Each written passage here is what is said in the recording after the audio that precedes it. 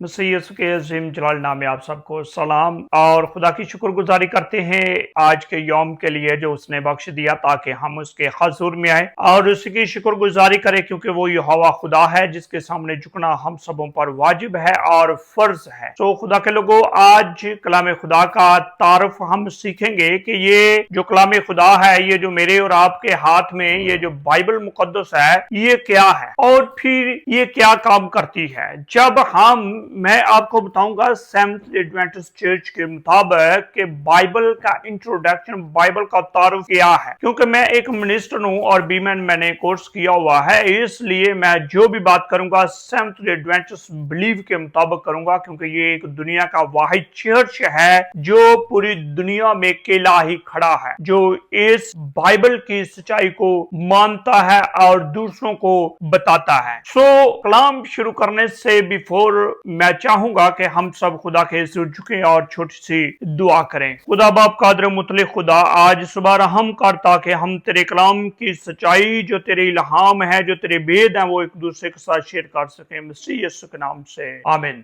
खुदा के लोगों, ये जो बात मैं आज करने लगा हूं ये बड़ी अहम है। बाइबल का तारुफ जो है वो क्या है। बाइबल को सेवंथ एडवेंटिस्ट चर्च खुदा का मुकम्मल और इल्हामी कलाम मानती है। ये निजात के मंसूबे को जाहिर करती है और मसीह के जरिए खुदा की मोहब्बत को बयान करती है। पहली बात कि ये इल्हामी कलाम है और ये जाहिर करता है कि खुदा का मंसूबा इंसान के लिए मसीह यीशु की मोहब्बत जो है, और फिर वही और इल्हाम बाइबल मुकद्दस में लिखा गया है कि रूह के जेरे असर थे, यानी जितने भी कलाम को लिखने वाले थे, निखारी थे, वो सारे रूह कुदस की तहरीक से लिखते थे। अगरचे इंसानी जुबान और इसलूब मुख्तलिफ है, मगर असल पैगाम खुदा का है। लिखने वाले कोई भी हों, लेकिन ये खुदा का कलाम है, ये खुदा का इल्हाम है और ईमान और बुनियाद का मरकज। बाइबल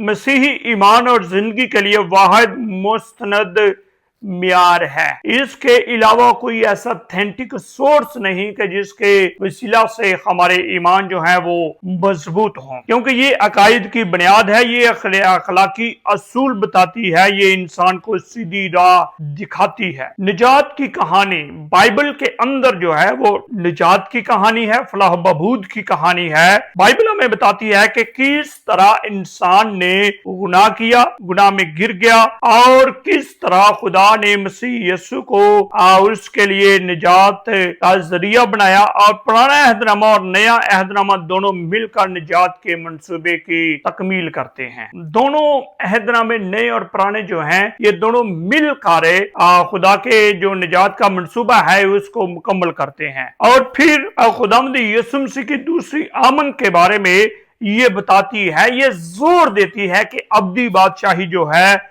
वो करीब है और खुदा के लोग जो है वो अपने आप को तैयार करें। और बाइबल के अंदर वाकयात के बारे में साफ हदायत लिखी गई है, खास तौर पर बुजुर्ग दानियल की किताब और मुकाशों की किताब में जितनी भी हदायत हैं वो आज आखिर जमाना के लिए हैं, और वो हम देखते हैं कि वो पूरी हो रही हैं। और फिर कलाम खुदा जो है ये जाती मुतालिया है। हर ईमानदार को बाइबल का जाती तौर पर मुतालिया करने की दावत दी जाती है, क्योंकि मुकाशों की किताब में लिखा गया है कि हर एक नबूवत की किताब को पढ़ने वाला, सुनने वाला और जो इसमें लिखा है उस पर अमल करने वाला मुबारक है। और फिर हम देखते हैं कि चर्च के अंदर बाइबल स्टडी गाइड और सैबत स्कूल के जरिए बाकायदगी से मुतालिया को फरोग दिया जाता है ताकि ईमान की मजबूती हो। इसलिए मेरे अजीजों, ये छोटा सा इंट्रोडक्शन था बाइबल का कि ये जो बाइबल है ये हमें निजात की कहानी बताती है, निजात के मुतल्लिक सिखाती है, और प्लस ये 66 किताबों का मजमुआ है, और इसके अंदर 39 जो बुक्स हैं वो पुराने अहदनामा की हैं और 27 जो हैं वो नए अहदनामा की हैं, और ये हर एक ईमानदार को पता होना